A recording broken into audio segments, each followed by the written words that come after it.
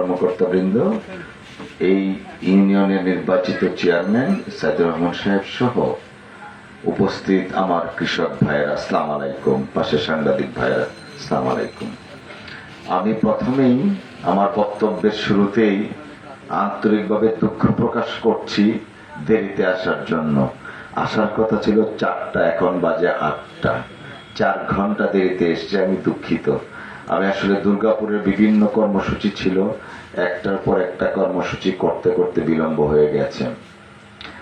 আমি যে কথাগুলো বলবো একটু যদি আমরা খেয়াল করি তাহলে আমরা সবাই জানি, তারপরে আমি মনে করিয়ে দিচ্ছি, আমাদের এই বাংলাদেশের শতকরা 80% চেয়ে বেশি মানুষ কৃষক, অর্থাৎ কৃষিকাজের সাথে সংশ্লিষ্ট। যে কারণে আমাদের দেশে একটা প্রবাদ আছে, ভাতে মাছে বাঙালি, তাই না? এই যে ভাত, সেই ভাতটা কিভাবে বৃদ্ধি করা যায়, ফলনটা কিভাবে করা যায়, সেই জন্যই আজকে ওনারা কাজ করছেন।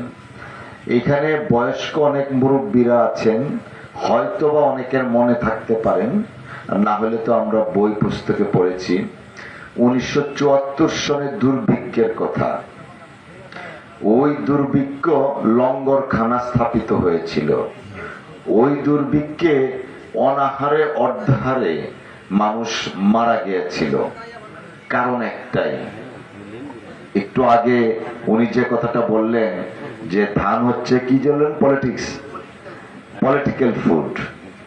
এই কথাটার উৎপত্তি কিন্তু এখন না, আগের থেকেই আছে। অর্থাৎ খাদ্যের অভাবে মানুষ